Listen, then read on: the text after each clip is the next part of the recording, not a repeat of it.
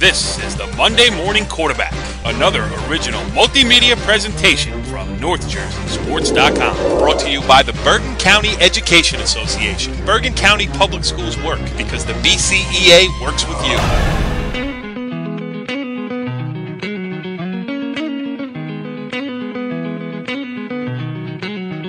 Back on the Monday Morning Quarterback, NorthJerseySports.com's original multimedia series talking all things North Jersey football. This is Season 2, Episode 5, and we are involved in the season fully. We had great games being played out across North Jersey this past weekend. We had, from the parochials to the publics to everywhere else, interesting stories. We got a lot of sound of games. The PowerPoints mean something now as we get into the middle of the season here, so we got to get right to it. I am Corey Doviak, being joined by a lightened cast this week. First, we have Jimmy Avitabile. Jimmy, what's going on? Hey, Corey, what's up? I know you were out running around game after game, and I hope the results show up in this show because we got a lot to talk about with you and also with the butcher of Anglewood, as we will call him, our friend Brandon Gregory. And the reason why I call you that, Brandon, is because I heard that interview you did with the kid with the Italian-sounding last name down in Rutherford. Yes. I appreciate it. How you doing today, Corey? I am doing great, and we will also get into a little bit later on in the show, too, Brandon busting my chops as he goes deep into my past to find out about my horrible history as an athlete in North Jersey. Thank God that was long ago, and really the memory of the guy that you interviewed is a little shaky. Mark was a very exceptional basketball, football, baseball player, one of the best prominent baseball football players to come out of Bergen County during the early 80s. So he was a good guy. Mark and I have always been good friends. And now the head coach of the head coach in waiting, I should say, of the St. Joseph Regional baseball team. So good to see him doing well. And you know what? Why don't we start off with that, Brandon? Because you were there. That was Palisades Park against Rutherford. And Mark Cieslak had come out to watch the old team play, and you caught up with him. We'll get into more specifics later, but let's get this out of the way early. We'll get our yucks out of the way early, and I will look like a fool, and then we will move on. So here we go. This is Brandon Gregory from NorthJerseySports.com on the sideline of the Palisades Park Rutherford game, talking to Mark Cieslak. Mark is a former three-time All-Bergen County football, baseball, and basketball player. Mark, what are you doing for yourself right now? So I work here in Palisades Park. I'm a police officer. I'm down here today enjoying our local high school play. Mark, you had an opportunity to play on this field. What memories does this bring back to you today? You know what? There's some great football memories, but more than that, it was really about all the town coming out and being behind you and all the trials and tribulations you went through on the field. I just thought were rememberable. Last question. I heard through the grapevine that you coach Corey Doviak. Can you give us some insight on how Corey was as a basketball player growing up, Mark? All right, I don't want to be responsible for Corey's defense, but I can tell you he was a 6'6" guy who wouldn't miss from the short corner. And he was kind of allergic to the paint, but he didn't miss from the short corner. I wish I had him another 4 years or 5 Corey Doviaks. So basically what you're saying is that Corey didn't want to get dirty every once in a while then, Mark. That's what you're trying to tell me? He wasn't the best guy taking the charge, but he was a big offensive threat for sure. Thank you very much for a couple minutes of your time, Mark, and enjoy the rest of the evening. Thank you, buddy. You know what's great? He busted my chops there, but you know what? I can take the positive out of anything. And in this situation, Jimmy, I learned a new word. What does defense mean? Right? Give me the ball. I'll shoot it. That's right. Everybody loves to score. Yeah, no doubt about it. Defense was for the other guy. Anyway, good stuff, Brandon. Thank you very much. Mark Cieslak, a great dude, a high school coach, really a mentor for me throughout my life. One of the best dudes around. Like you said, he was not only a 3-time All-County player, he was All-County in 3 sports, which very few guys have done. I mean, I remember Richie Goulart and Demarest, McGreeny, right, Jim? Yeah, McGreeny and Waldwick. Yep, and those and Cieslak, and those. I mean, I may be missing some, but those are the 3 that I can remember off the top of my head. So, good stuff there. And Brandon, you were down there. It's funny that we're going to start with this game because, we had Bergen Catholic, Paramus Catholic played out on Saturday. We had a couple other close games that we played. But while you interviewed Mark Cieslak, listen, the Monday morning quarterback, we're all inclusive. We're trying to get all teams involved here. And you know what? It was a good night for you to be down there because Rutherford got its first win of the season. We try to get the small schools, the big schools. We got sound. And we'll start off with a Brandon Gregory classic here. Your interview with Justin Spacavento after Rutherford's win over Pal Park Leonia.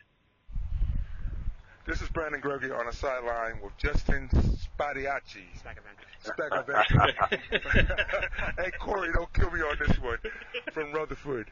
After Rutherford's 26-14 win against Palisade Park. Justin, in the first half, you had a big interception on Amandi De Silva, and you had a 50-yard return. What coverage were you in to stop that play? We were in a cover 3. I just had to get deep to the middle of the field, be in front, keep everything in front of me, and the ball went up and got it.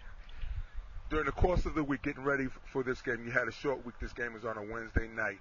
What did you see that you needed to know that you needed to stop De Silva tonight? Knowing that their offense centered around the quarterback, we knew that the secondary was going to be tested, and we knew it was our time to step up and make plays. You're 1-3. How does this help the team moving forward to your next opponent? It's just great to get that feeling of winning. We've been waiting a long time. We had a lot of tough losses. Now that we know this feeling, we're looking to get back there every week. Brand, what'd you say? Spataventi? Something to that effect. That part of that Italian part of me is not the best part of my upbringing, Corey and Jimmy. Jimmy, you should have done that interview. I mean, Avitabile, Spacavento, that would have been easy. Well, I was actually there with him, and the two boys that he interviewed were definitely tough names to mention. But you mentioned that game. We decided to go there probably about 6:00 that night. Just wanted to see a good game, and it turned into a good game. Yeah, and it's great. I mean, listen, Pal Park Leonia, high expectations, had a good win over New Milford in their opener, lost to Waldwick Midland Park, and now losing to Rutherford. It just shows you about small school football, and not making excuses because I am a Pal Park/Leonia grad. But you lose a couple players at a Group 1 school to injury and other reasons, and you're going to be in trouble because it's not like you pull the third tailback off the bench and say, all right, we're going to give you 25 carries, and they're putting a lot of pressure on Adiami De Silva. Adiami, Brand, hear that? Adiami De Silva. I can say De Silva, but the Adiami part, too many vowels in there for me. Too many vowels. A-E-I-O-U's. He has a little bit of everything in there. To give me the simple ones, the Johns and the Smiths, and I'll be okay. Yeah. But, a lot of pressure on him to carry the offense, and that's going to be a tough way to win ball games. Listen, it's not over yet. They still have a talented side. But a kid who made a big play right in the middle to help turn the tide in Rutherford's favor was Kevin Kasikowski, who Brandon also butchered the name but also got this interview with. So let's listen to Kevin. This is Brandon Gregory from NorthJerseySports.com on a sideline with Kevin Kasikowski from Rutherford after Rutherford's 26-14 win over Palisade Park. Kevin, in the first half, you had a 75-yard touchdown run after the fumble recovery on on Rutherford's 9-yard line. What was the play called on that particular play? I believe it was cab left. Yeah, form of counter, cab left. Just jab step to the right and break it up the field. This is Rutherford's first win of the year. What have the coaches been doing to make sure that the team stayed focused moving forward in this game? Running us to death, and conditioning us for every practice after letting us hit each other over and over again, making us mentally tough. And it's a lot of practicing. I love that. That's football for you. Running us to death and letting us hit each other. That's a cure-all in football, right? Oh, without question. Me and Brandon, we marveled at how mentally tough Rutherford was. They come into the game 0-3. They were a little bit down. They jump out 19-0, and then all of a sudden in the second half, Adiami De Silva starts running the ball. It's 19-14. They're driving again inside the 5-yard line. He looks like he's going to score a touchdown to take the lead. Someone strips them from behind. The ball goes through the end zone for a touchback. 2 plays later, Rutherford goes on a big run. They win the game. And it was certainly fun to see a team that hasn't quit on themselves and their coaches, and that's Rutherford right there. Yeah, no, it's a tribute to the kids and the coaches, as you mentioned there, because, you know, it can get away from you, and then you're looking at the schedule and like, when is this thing over? But it doesn't sound like they're playing it that way. Let's talk about some of the other games here that you guys were at, that I was at, and everything else that really impact the overall picture of North Jersey football here. And, you know, the one that sticks out first and foremost, Westwood 40, Ridgefield Park 34. You know, if we had any questions about Ridgefield Park, you know, the change of coach now to Pete Krausick being the head coach, they had the big win over Riverdale, and you're wondering, you know, can they sustain it, and are they for real? I think even in defeat, Jimmy, we got to say Ridgefield Park is for real, because we know Westwood is good. We know Westwood is defending state sectional champion, hoping to repeat, and Ridgefield Park gave them all they could handle in a 40-34. Yeah, you know, Brandon hit it right on the head 3 weeks ago when they beat Riverdale. What a physical football team. They took the ball, they ran the ball down Westwood's throat for most of the first half, something that I haven't seen people do in the last 2 years. Very impressed with their 2 tailbacks. They both went over 100 yards rushing. They were down 14-0 in the game. They could have put their heads down. They came right back and tied it up at 14. And what a great atmosphere at the pit. Yeah, talk about old school. That's what it used to feel like, and that's what it still feels like down there. And it's great to see, Brent, some kids with some grass stains and some infield dirt on their jersey by the time, you know, the game's only 15 minutes old. Most definitely, you know, like I told Jimmy after I watched Ridgefield Park play, Riverdale, that Ridgefield Park was a very, like you said, physical team. But what most impressed me about this group of boys that the new coach has is that they played the entire football game. You know, they were down by 13 points with less than 3 minutes to play in the game. They went on down and made the score 40-33. And like I expressed to Jimmy, that shows signs to me that even though Westwood won the game, that this group of boys at Ridgefield Park is going to play the entire game. And as a coach, you're able to speak and talk to the kids and put things in a different light to let them know that, hey, even though we lost the game, you're showing me that you want to play the entire game regardless of the outcome. So that basically shows me that this Ridgefield Park team has a lot of pride in what they're doing, and the coaching staff will be able to maximize all the kids' ability with this year's Ridgefield Park team, Corey. Yeah, no doubt. And listen, in the grand scheme of things, in terms of power points, it doesn't even kill Ridgefield Park too bad. They're 3-1 on the season. They got 44 power points, tied at the top with Mountain Lakes in North 2 Group 2. So they're still in a position for a high playoff seed, if not the number 1 in North 2 Group 2. And for Westwood, it keeps on rolling. 4-0 now, 52 power points, number 1 in North 1 Group 2, 6 ahead of Waldwick Midland Park. And I guess that's the segue. We should go there because Waldwick Midland Park is not just beating good teams. They're hammering good teams. They did it again this week with what was the final score? It was a shutout of Glen Rock. Glen Rock came in undefeated. It was their chance to show that they were how far they have come back under Jim Kerrs, and Waldwick Midland Park just Brand not having any of it. They just grinded them out on the ground. They used that potent running game, 4 different running backs, and Waldwick Midland Park is for real. Most definitely. They are led by Nick Dragnotti and Tyree Lee. They remind me of, I'm going to go old school on you again. They remind me of Larry Zonka and Mercury Morris. You know, that big 1-2 punch running up the middle of the field with Dragnotti and running to the outside with Tyree Lee. You know, they put a solid beating on Glen Rock, and they played well in every aspect of the game. And Midland Park, Waldwick looks like they're legitimate, and we'll see how things play themselves out. And they played a good game. And Glen Rock, I think the coaching staff over there will get them ready to play there next week.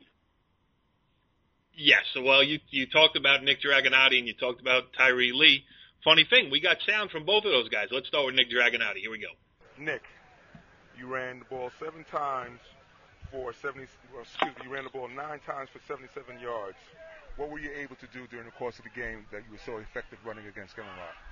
Well, we have a great offensive line. They open up all the holes. And we have 4 great running backs, so you can't really key on anyone. You got to watch out for all of them, so that opens up holes for the next guy. This was a short work week for you, getting ready for this next game. What did the coaches do to prepare you for this game? A lot of rest and recovery. We watched a lot of film. We knew we had a short week, so we had to prepare quicker than a normal week. So we were ready, though. Our coaches definitely got us ready. You and Tyree combined for over 250 yards rushing during the course of the game. How is it running with Tyree? It's great. It's great running with all the guys, especially behind this line. It's fun to see what we can all do. We can all make big plays, and we got a great team. It's a lot of fun. Jimmy, who was Thunder and Lightning? Remember at Rutgers back in the Doug Graber era? Willis and I can't remember. I can't remember either. I remember. It was Tyrell Willis and Bruce Presley from Highland Park. From Highland Park. It was the boy Presley.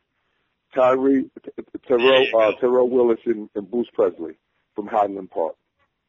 Yeah. They got a little bit of that going on at Waldwick Midland Park. They're in second place in North 1 Group 2 power points, right behind undefeated Westwood. And, it's been impressive what they've been able to do. You said Dragonati had 9 carries for 77 yards. That's a pretty good yard per average carry, but nothing like what Tyree Lee pulled off, and you caught up with him after the game, too. Here it is. Tyree, you had 2 big 67-yard runs during the course of the game. What happened during the course of those 2 particular plays? One time you got walked down, though, buddy. What happened there? I just got lazy on the play. I should have kept running full speed, but I thought I had open field, and I just got called on. So, yeah, I just quit on the play when I shouldn't have. You had 7 carries for 165 yards. Your ability to get to the edge is probably one of your big advantages that you have over the other ball players that you play against. How has that helped you during the course of this particular year? It's helped me a lot. Because when you're grinding and pounding inside, you can just give the ball to me outside, and then I'll get you a couple yards, maybe even a touchdown, like I did on a couple plays. But then again, you always can't key on me because you always got to worry about the other guys on the team. So, but yeah, going outside really helped a lot. You had over 300 yards in rushing during the course of the game. How effective is it to have 4 backs who are able to do various different things on the field, Tyree? Having 4 backs, it's very, very helpful for our offense because we're ground and pound. We like to run the ball. Can't really, like I said before, you can't key on one guy. So, you key on one guy, the other 3 are going to hurt you. And then if you you really can't just key on one guy, basically. So. Yeah, 300-plus yards rushing for Waldwick Midland Park overall. Tyree Lee, 7 carries, 165 yards, 2 touchdowns. And it's interesting now. They play Lodi. Lodi's 2-2. Could give them a challenge next week. But, Jimmy, you look, 2 weeks ahead.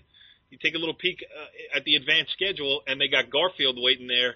Garfield beat Manchester this week. The resurgent Garfield Boilermakers, that's going to be there's no question. I mean, when you look at that North 1 Group 2 bracket, there's certainly a lot of great football to be played, but it looks like 2 locomotives on the same track coming at each other for a rematch with Westwood and Waldwick. I mean, Waldwick lost some good players, some good linemen last year, but they're back, and they certainly do a great job. Yeah, and it's, it gets back to the conversation that we've been having all year about the fact that, at some point there's going to be more consolidation of these teams as numbers of kids playing football go down. And Waldwick Midland, Pal Park, Leonia, we know. Waldwick Midland Park, prime example. I mean, I don't know what the breakdown is of roster as far as which kids come from Waldwick and which come from Midland Park, but I can tell you this, if they were playing 2 separate Group 1 schedules, these kids would not be experiencing you're absolutely right now. I heard that probably 75% of that roster is with Midland Park kids. I think there were only 11 or 12 kids from Waldwick, so, you might have a situation if it was just Waldwick High School where you would be forfeiting games. Well, actually, go ahead, Brent. You were going to say specific numbers that were, because I was over there with Pat, Jimmy, are 28 kids from Midland Park and 14 kids from Waldwick. So they have a total of 42 ball players. So basically, like you said, Waldwick better chance than not wouldn't have a team if it wasn't a co-op program. So by combining these two programs, it does make it for a better overall product that you're able to see on a football field. And that's the bottom line because, for your 4 years in high school, if you want to play football and you have to combine the schools, I don't look at that as anything bad or a detriment to the overall high school experience. It's actually enhancing the high school experience for a lot of these kids, and it's going to happen some more. Although, we should give a big shout-out to Bogota. 4-0, the Bucks. You talk about a small high school. That's the smallest public high school in Bergen County. They're at 4-0 after a 63-30 win over Weehawken. I mean, we didn't have anybody at that game, but it certainly is nice to see the Bucks. Attached to their school, their field down there, and I'll tell you what, they replaced the old clubhouse. They have a new clubhouse down there, a new press box, and that's one of those small towns, Corey, where when they're successful, the town always comes out, supports them. You always see the fire trucks out there, and when they score a touchdown, they set the sirens off. It's one of those small towns that football is still very important. Yeah, I mean, you see it with their volleyball program, which has been unbelievably successful. The only Group 1 school ever to win a Bergen County championship in volleyball under Brad DeRupo. They turn out for that. They've been good in basketball for years under Jay Mahoney. They turn out for that. And when the football team is good, as they were under Dan Sabella, when the last time they won a state sectional championship, I mean, I've covered games down at Feigl Field, and not only is it a fun experience because you got the grass turf, you got the pond out there, the river running right outside. They got a great concession stand in Bogota too. A lot of culture down there, and it shows up with choice at the concession stand. Brand, Most I know definitely. you appreciate. You can have a little bit of all different kind of tasting food at a concession stand. You'll definitely find Brandon Gregory there because the more flavor, the more I'll eat in the bigger, and I have no problem with eating a good meal. And battling with our own Richie Ballgame Barton for a position online. I'll use my elbows to get an inside position on him so I can be in front of the line. Richie be struggling nowadays with the leg immobilizer, keeping him gimpy on one foot, Brand, so don't take advantage of him too bad. I mentioned Garfield. It was a 47-12 win over Manchester on Saturday in the rain, and Garfield improved to 4-0. They're in second spot in North 1 Group 3, right behind Riverdale, which backed up its Bridgeton win with a comfortable victory over Fort Lee this week. So a couple more games that we should mention there. Staying in the small schools, talk about Cresskill got to 4-0 with a 17-10 win over Secaucus. And just running down my list here, interesting, Brandon, I'm sorry to mention this, but from a Pascack Hills point of view, a 48 win over Dwight Morrow to improve to 3-1 on the season. So Pascack Hills is a team with playoffs on its mind under Brooks Alexander, another guy who has really put his blood, sweat, and tears into a program to keep it afloat, and now it's good really to see them doing pretty Corey. well. Pascack Hills did put a solid beating on Dwight Morrow High School. But what you're finding, Dwight Morrow has lost their starting quarterback, who transferred back to Don Bosco. They lost two Division I wide receivers in Julius Wingate and Joanna Winfrey, one playing at Stony Brook, which is Julius Wingate, and Joanna Winfrey playing at Maryland.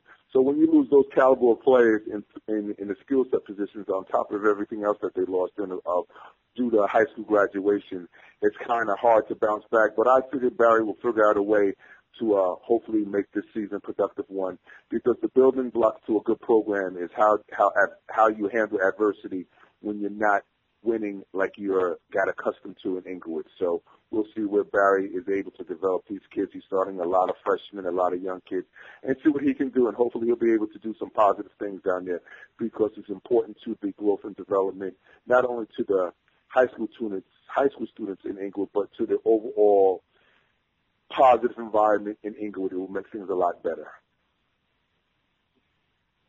Yeah, that's another community that supports its athletics. So when they're good, it's good for the town. Interesting. All right, let's get to a game that I think opened all of our eyes this past weekend. How about Bergenfield, Jimmy, 20, Paramus 14. Now, we had put Otapan, Paramus, and Pascack Valley in that same bag as fighting for a state sectional championship. Tough loss at Bergenfield, who was coming off a loss to Passaic Valley the week before. Jimmy, what does this do? well, you talk about it. I mean, what does this do to we landscape talked here? over and over about Paramus having to be a high effort team, and they came in a little bit flat, and Bergenfield stayed in the game, took a 7-0 lead. Paramus came back, made it 7-6, and then took a lead back from Bergenfield.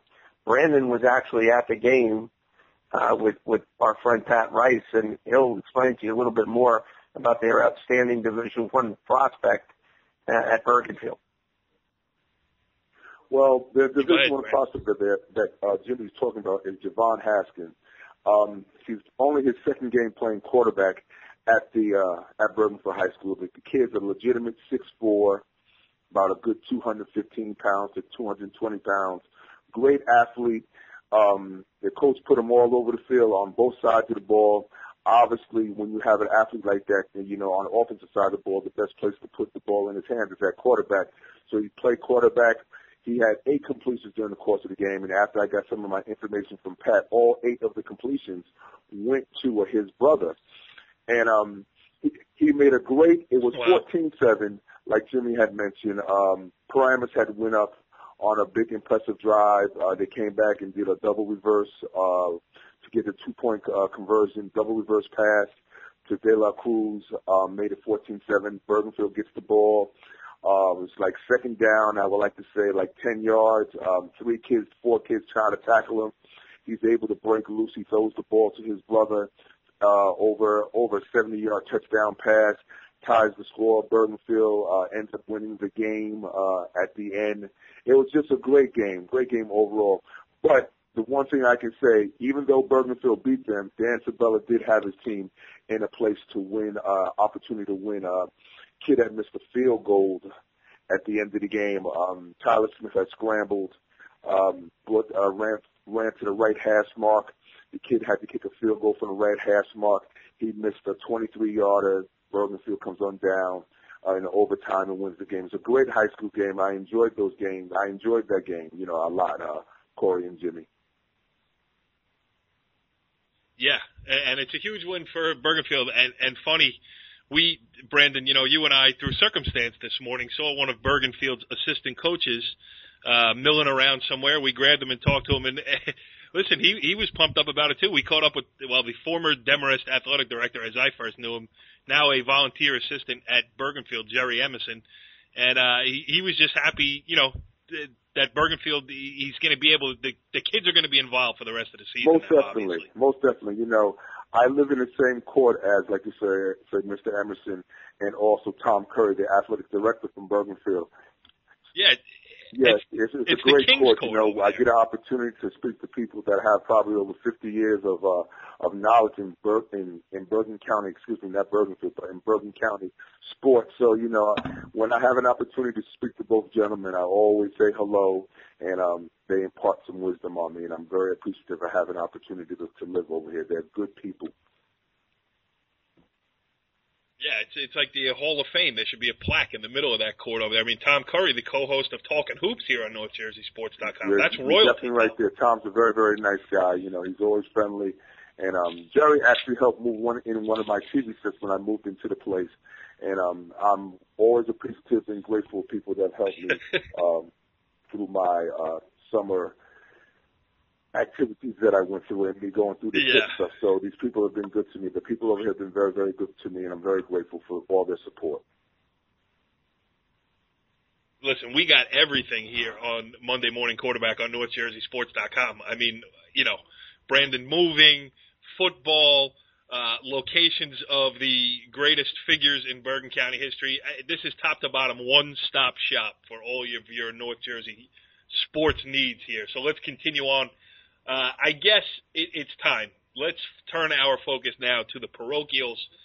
This was the first, head-to-head battle between members of the Big Five, in conference play, the whole thing. It was Paramus Catholic. It was Bergen Catholic. It was on TV. It was sold out. It was crowded. It was packed. And it was one-sided. Yeah, you could say that again, a 44-7 win by Paramus Catholic over Bergen Catholic. And, we've seen a lot of Bergen Catholic. We saw them opening day at Overpeck Park.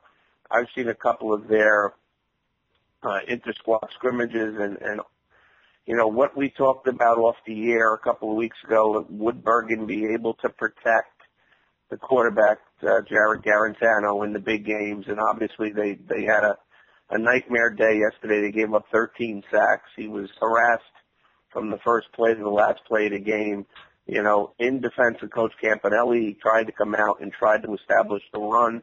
They were unsuccessful in the first two drives, and Paramus Catholic's D-line put on just an unbelievable performance. And I tell you what, they're playing their best football right now, heading into another matchup next week against a team from Ramsey that I think we've heard about. Yeah, that's going to be huge. Paramus Catholic against Don Bosco Prep. But let's get a little bit deeper into this Paramus Catholic game. Our man Brian Carr was there. He sent in the photo gallery that is appearing on NorthJerseySports.com as we speak. He got some great stuff there.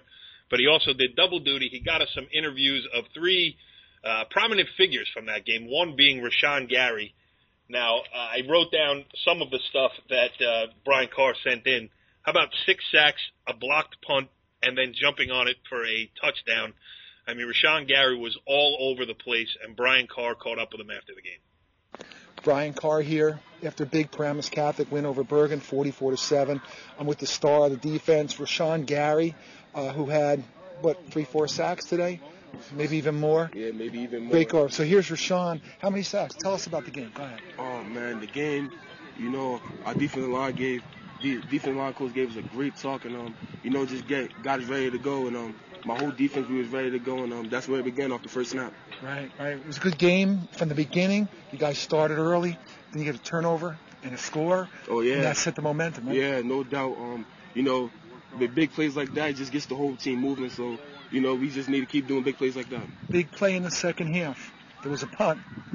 This big guy come running around the outside, blocked him. Yeah. And then what else did he do? This guy, he's come running in, blocked the punt. What else did he do? You know who that guy is, right? Yeah, he scored.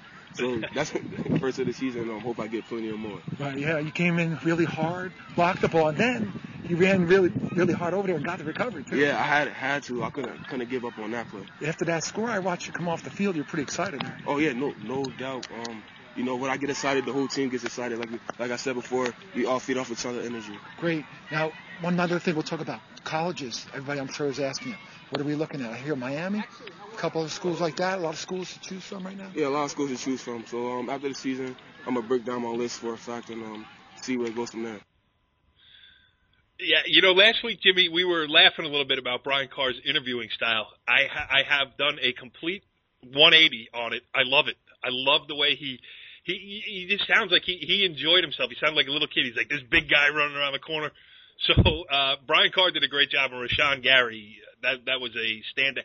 Brian said the star of the defense, but he was one of the stars of a dominating defense. Yeah, they have one of the most dominant defensive lines in the state, them along with Don Bosco. So, you know, Rashawn, you talk about Rashawn Gary, he's a 6'4", 6'5", 290-pound defensive end that runs in the 4.7s, 40-yard dash. There's a reason why he's considered the number one junior prospect in the country, and he'll have his pick of, you know, whatever school he wants to next year. But, you know, going into this game, I know he was challenged by Coach Partridge. He, you know, I think he was having a hard time adjusting to the speed of the game. As you know, he was a high-profile transfer from, you know, Scotch Plains Fanwood. And the first 3 games, I think he was doing a little bit more thinking out there than just reacting and playing the game. And Coach Partridge said, you know, they were going to symbolize the game for him and just go out there and pin his ears back. And that's certainly what he did. Yeah, it was definitely an impressive performance. Another guy, and now I'm going to pull a Brandon Gregory here.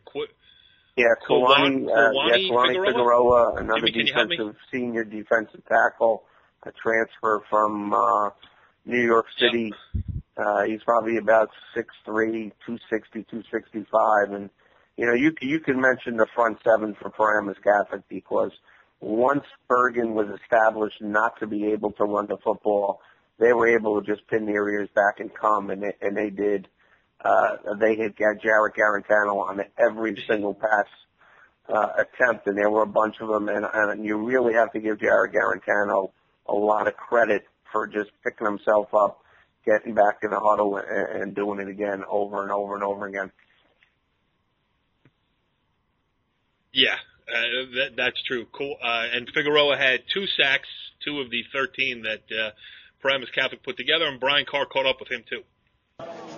Brian Carr, North Jersey Sports. After a big Paramus Catholic win, we have Kwani Figueroa here. Had a couple, 2-3 sacks today? Yes. Tell me about him. What do you think? Well, I got to thank my teammates and my D-line, put the pressure, and it left the opportunity for me to get and make plays.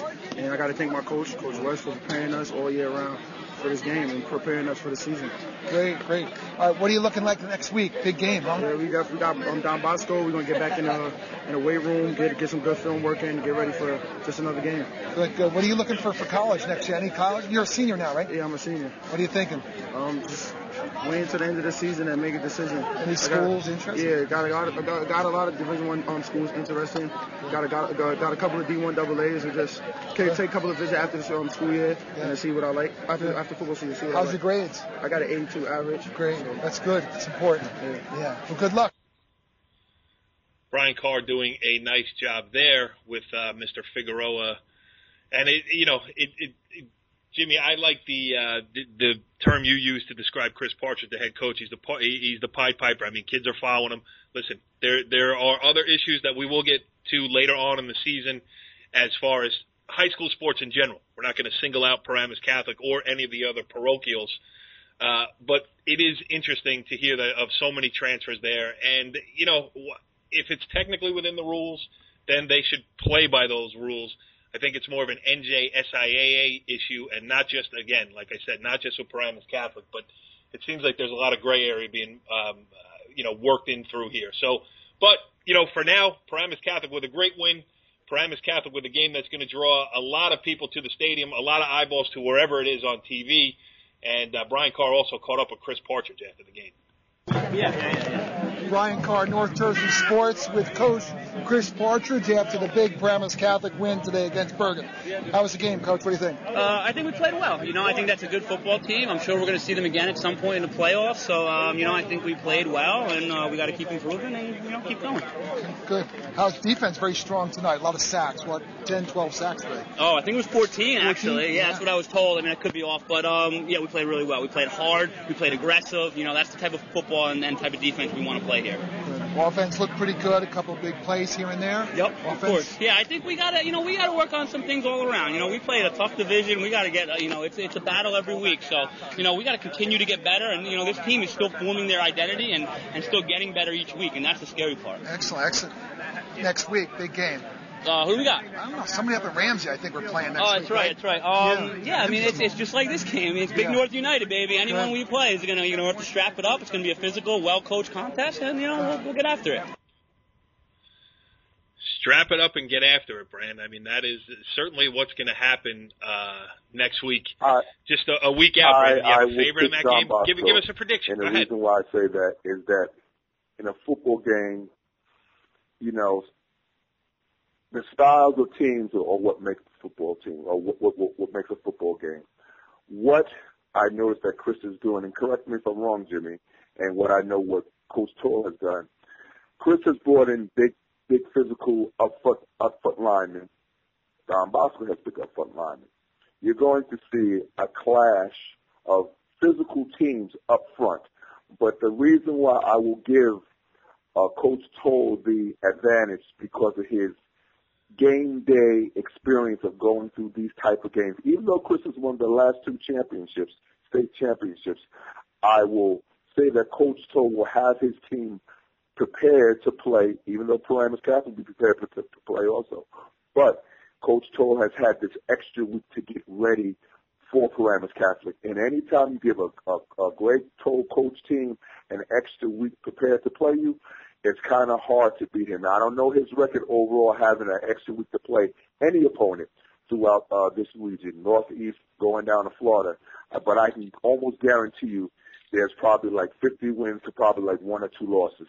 So on that point, that's where I give Don Bosco the advantage. Not saying that Paramus Catholic can't handle what Boston's going to bring to it. But Coach Toll is going to have his boys prepared. That coaching staff has watched everything, has turned over every stone, like I've said in the past, and it's going to be a great game. It's going to be a good high school football game with, like I said, the old school style of Coach Toll and the new school style of Chris Parks, like you said, the Pied Piper who's having everybody follow him. So that's the contrasting styles that we have. But I'm an old school guy, and I'm gonna err on the side of caution with Coach Toll. What do you have to say about that, Jimmy? Well, I think it's going to come down to one simple thing: which offensive line will be able to block and neutralize the dominant defensive line on the other side of the field. Paramus Catholic was a major mismatch versus Bergen Catholic. You know, I almost felt bad for Nunzio Campanelli. You know, if you've coached football, we've all been through one of those days where it just doesn't matter. You're overmatched. You can't run the ball. You can't throw the ball. That's what happened yesterday. You know, I think special teams obviously know how good Don Bosco is special teams wise. Coach Toll's known for that. So I think that might be, you know, we might look to that to be a key, but it's going to be one of those games that you're certainly going to get your money's worth if you go down to Paramus Catholic on Saturday. That's right. If you can find a place to park. Yeah, just to highlight some of the other parochials, DePaul 56, Northern Highlands 21, and then again, I wrote the story 2 weeks ago about the Old Tapan Demarest game where Demarest was going to get its first test against Old Tapan. Old Tapan won that game handily, and Old Tapan was going to get its first test this week against St. Joseph Regional and got handled. It was 42-0 St. Joe's. It was over by halftime, and I just think it shows the growing chasm. Listen, not that we needed any more evidence of it, but Jimmy, I mean, there is a big difference between a top-notch public school program like Old Tapan and a St. Joseph's regional program, which is a defending state champion and one of the all-time power programs in the state of New Jersey. But one thought to, listen, I'm not going to judge it. They could go on and win another state title this year. It wouldn't surprise me in the least, but maybe not to be at its strongest. Well, you mentioned the wide divide. It's more like a Grand Canyon. And I think that the days of people expecting a public school in North Jersey to be one of the Power 5 or 6. Those days are gone. And, you know, Brandon and myself had a conversation basically talking about what you can gain out of it as an Old Tapan. You look for your kids to compete as hard as they can. Obviously, you'd like to stay healthy, but you can gain a lot in a 42-0 loss. I give them credit for going out and playing the game, and it'll make them better for the rest of the season. Yeah, but again, that's not an easy message to get across to a 17, 16, 15-year-old kid in the locker room after the game. But again, that and those lessons will only show up later on. But from if I stand on my soapbox, I'm like, you know what? What you said about keeping kids healthy. Listen, if Old Tapan gets run over and loses three or four of its guys in that game, or one or two, or one of its best players in an injury. Not that it can't happen against a lesser opponent, because it happens all the time. I'm not stupid enough to see that. But, you know, if you're getting outmatched and you lose one of your guys in that game, that makes a big difference to the rest of their season. And Old Tapan's got more games to play, and they got bigger fish to fry because they want to go on and win a state sectional championship, which they definitely could. So, you know, it's another one of those issues that has to be looked into fully, not just about the the matchup on the field, but what it does to the team that takes one on the chin, what it does to them for the rest of the season. And if Bears watching, we'll see. If Old Tapan bounces back and wins next week, no problem, we move on. If not, there could be a little bit of a hangover, and that Bears watching. But, you know, a team that showed no hangover from its loss to Old Tapan, you know, Demarest was a good story, got off to a 2-0 start to the season. Not big numbers over there at Demarest. They're, you know, really piecing it together with what they have. They have a good core group of seniors. They got off to the 2-0 start.